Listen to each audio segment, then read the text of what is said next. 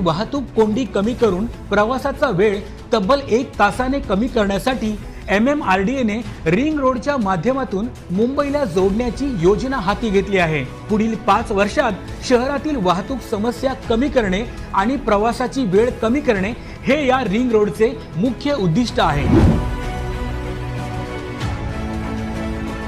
MMRDA ने या ring रोडसाठी 58,000 कोटी रुपये मंजूर केले आहेत। या योजनेतून 90 किलोमीटरपेक्षा जास्त लांबीचे रस्ते, पूल आणि बोगदे तयार केले जाणार आहेत। हे सर्व रस्ते मुंबई शहराला बाहेरील बाजूनी जोडतील आणि मुंबईतील उपनगरांना देखील मोठी कनेक्टिव्हिटी मिळेल। रिंग रोडमुळे उत्तरेकडे गुजरात आणि दक्षिणेकडे कोकण आणि पश्चिम महाराष्ट्रापर्यंतचा मुंबईकरांचा प्रवास सुलभ होणार आहे।